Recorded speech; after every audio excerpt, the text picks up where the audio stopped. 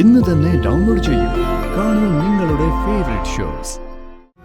യാത്ര പറയാതെ ഇറങ്ങുന്നത് വയറും മനസ്സും നിറഞ്ഞിട്ടാ. ഇനി ഒരുപക്ഷെ നമ്മൾ കണ്ടെന്ന് വരില്ല. എന്റെ അനിയത്തെ നോക്കിക്കൊള്ളണേ.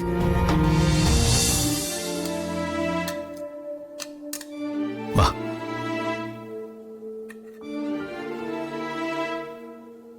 നന്നായി പഠിക്കണം കേട്ടോ. ആ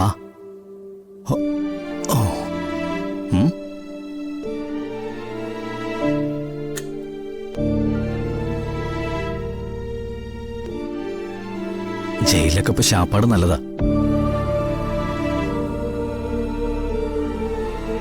6 മാസം കൂടുമ്പോ മെനു ഒക്കെ പരിഷ്കരിക്കുന്നുണ്ട്. മനുവിനെ പോലുള്ള ഉദ്യോഗസ്ഥന്മാരൊക്കെ അല്ലേ ഈ തീരുമാനത്തിന്റെ പുറകില്. പക്ഷേ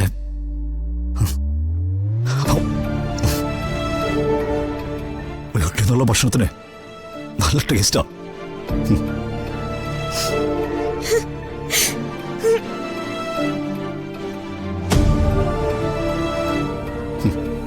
അത് കുറച്ചു കാലം മാറി നിൽക്കുമ്പോഴേ പഠിക്കൂ.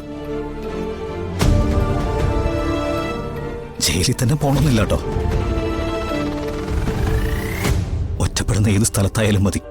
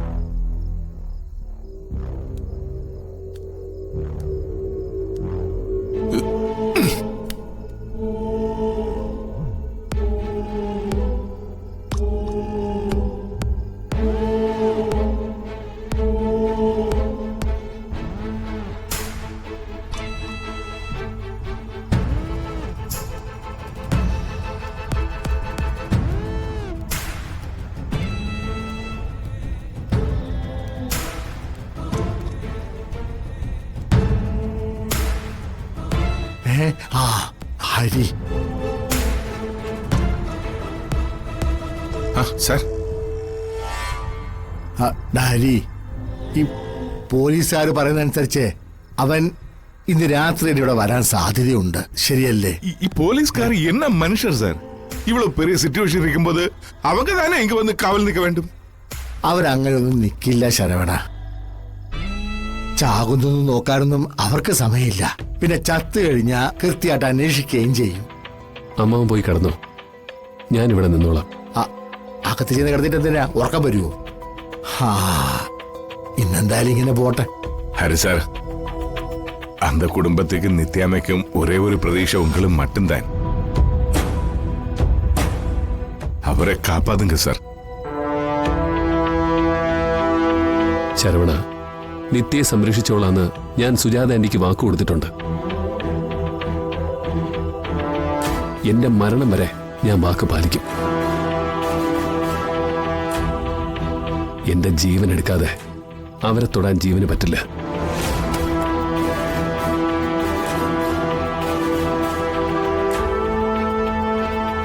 என்ன சார்? என்னையா? என்ன சார்? என்ன? അല്ല, ആരോ ഇതുവഴി പോയതുപോലെ തോന്നി എനിക്ക്. இல்ல சார், அது பூனை. பூனை பூனை பட்டி பூனை ஏதாவது. പൂനെയാ? അല്ല ശരവണ, പൂനെ എന്നുള്ളതൊരു സ്ഥലത്തിന്റെ പേരല്ലേ? ഇല്ലേ പൂസ ആ, പൂച്ച. പൂച്ച.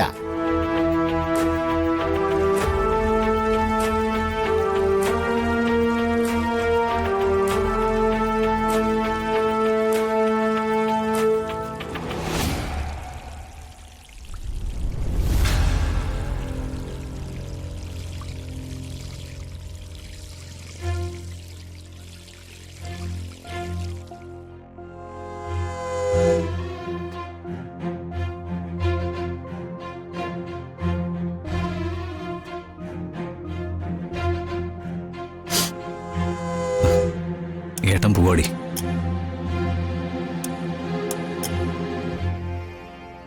ആർക്കും വേണ്ടാത്ത ഞാൻ ഇവിടെ നിൽക്കേണ്ട കാര്യം എന്താ?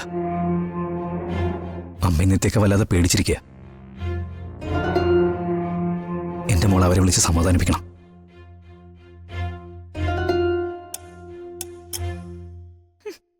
ഏട്ടനെ കൊണ്ട് ഇനി ഒരു ശല്യം ഉണ്ടാവില്ലെന്ന് പറയണം.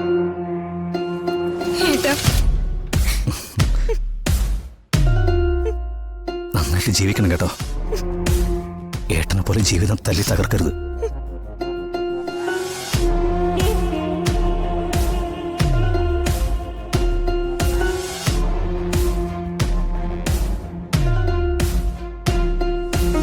മനു,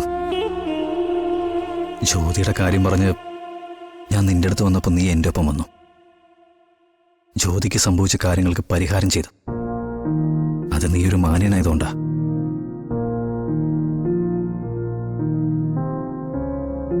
മനു വലിയൊരു പദവിയിലിരിക്കല്ലേ. അഥവാ ആരെല്ലാം എന്നെ കുറിച്ച് ചോദിച്ചാൽ അറിയില്ല എന്ന് പറഞ്ഞാൽ മതി.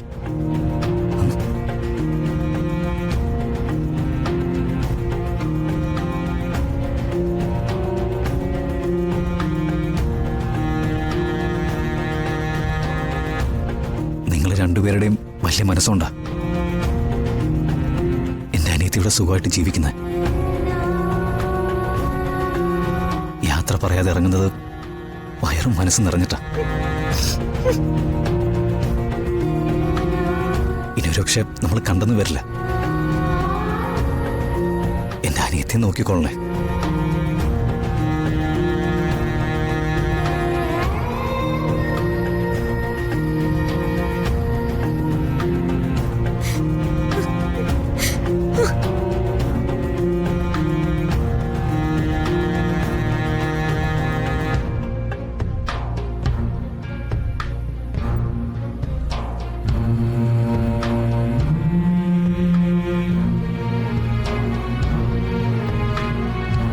പേടിക്കണ്ട കേട്ടോ,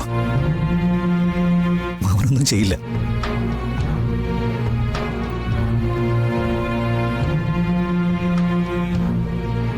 ഏട്ടൻ എങ്ങോട്ടാ പോകുന്നത്?